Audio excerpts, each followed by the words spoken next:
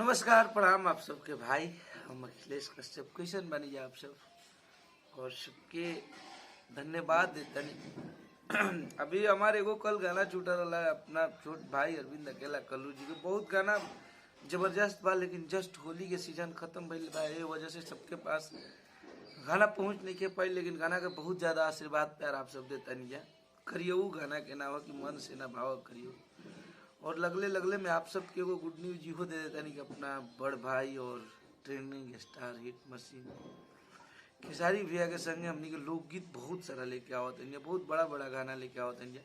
ओकरा पहले आप सबके बीच में 2 रुपया वाला गाना के ट्रैक पे बहुत तगड़ा और बहुत फाड़ू लोकगीत हमनी के लेके आप सबके बीच में आ रहा बनी है। आप सब खातिर गुड न्यूज बा और बिल्कुल अलग बा और आप सबके होली से भी ज़्यादा पसंद आई ये गाना। तो आप सब बस आशीर्वाद प्यार दीजिए अपना भाई के, अपना बेटा के।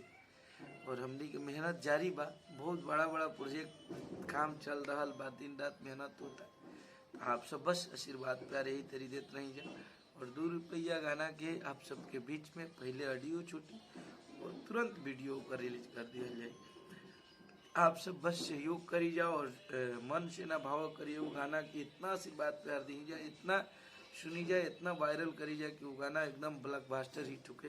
कैसे कि वो हमारा फेवरेट गाना और बहुत अच्छा गाना बा कि पवन जी सांवरे खेसारी जी सांवरे सांवरे दिनेश लाल थोड़ा समझो प्यारी। बहुत बढ़िया बढ़िया में लाइन लिखल बा। आप सबके मजा आई, प्लीज आप सब एक बार जाके सुनी जाए। और आप सब तैयार रही जा, आप सबके बीच में बहुत बड़ा बड़ा लोकगीत के धमाका होके जा रहा है। बस ऐसे ही आशीर्वाद प्यार दिए जाए। लव यू सब।